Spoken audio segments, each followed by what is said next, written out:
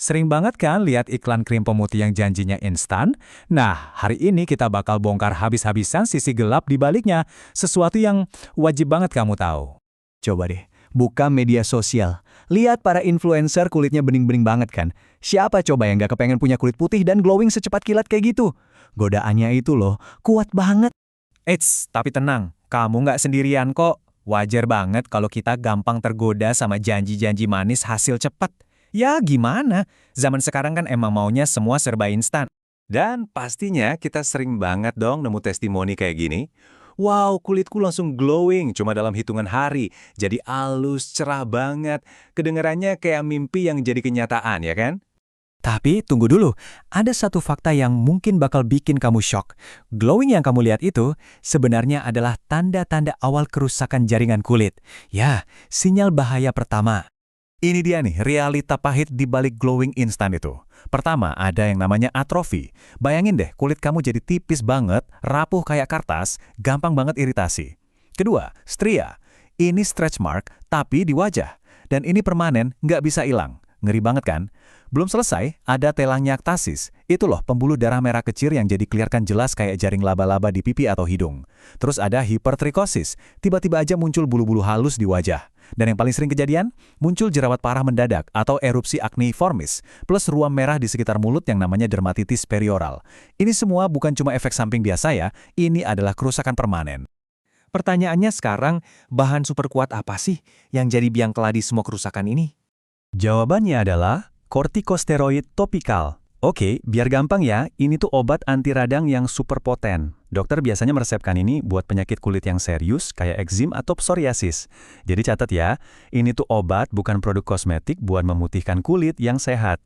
Nah, disinilah letak perbedaannya yang krusial.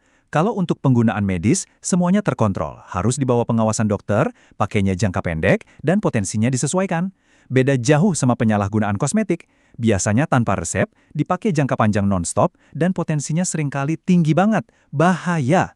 Tujuannya pun beda. Yang satu buat ngobatin peradangan, yang satu cuma buat nyari efek samping putihnya. Dan parahnya lagi, seringkali yang dicampurin itu bukan steroid biasa, tapi yang paling kuat, yang masuk kelas super poten, contohnya clobetasol. Bahan ini sering banget ditambahin secara ilegal ke krim pemutih abal-abal, padahal ini tuh obat keras yang pemakaiannya harus super hati-hati dan dalam waktu yang singkat banget. Nah, seberapa parah sih masalah ini? Coba lihat angka ini. Ya, 59,3%, hampir 60%. Sebanyak itulah pengguna yang mendapatkan krim steroid ini dari sumber selain dokter. Mungkin beli online, direkomendasiin teman, atau dari toko kosmetik pinggir jalan. Ini data studi loh ya, bukan asumsi. Ini bukti betapa mudahnya kita terpapar bahan berbahaya ini tanpa sadar. Oke, terus gimana ceritanya steroid ini bisa bikin efek putih di kulit? Mekanismenya gimana sih? Nah, ini kuncinya. Efek memutihkan ini sebenarnya adalah tanda-tanda kerusakan. Pertama, ada vasokonstriksi. Pembuluh darah di kulit kamu itu dipaksa menyempit, makanya kulit kelihatan pucat. Ingat ya, pucat bukan cerah. Kedua, hipopigmentasi.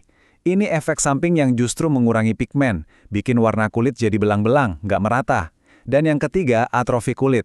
Lapisan kulit luar kamu ditipiskan. Makanya awalnya kelihatan halus, padahal sebenarnya lagi dirusak dan siap-siap buat kolaps.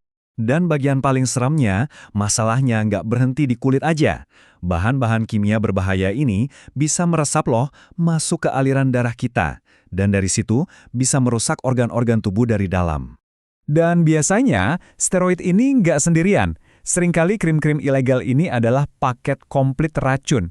Menurut temuan BPOM, di dalamnya ada juga merkuri yang bisa merusak ginjal, ada asam retinoat yang bisa menyebabkan cacat lahir, hidroquinon yang bisa bikin kulit malah jadi belang hitam, bahkan sampai timbal. Ini bukan lagi krim kecantikan, ini udah kayak koktail racun dalam toples. Oke, setelah dengar semua bahayanya, pertanyaan paling krusial sekarang adalah, terus gimana dong caranya kita melindungi diri sendiri? Tenang, ada 3 langkah sederhana tapi ampuh. 1. Selalu cek nomor registrasi BPOM. Ini harga mati. Nomor izin resmi harus ada di kemasan. 2. Waspada sama janji instan. Ingat, kulit sehat itu butuh proses. Kalau ada yang nawarin hasil ajaib dalam sekejap, itu red flag. Dan yang ketiga, konsultasi ke profesional. Punya masalah kulit, pergi ke dokter kulit, jangan coba-coba obati sendiri. Pada akhirnya, pertanyaannya kembali ke diri kita masing-masing. Mau pilih kesehatan kulit jangka panjang untuk seumur hidup, atau kecantikan instan yang ternyata cuma ilusi dan ujung-ujungnya merusak? Pilihan ada di tanganmu.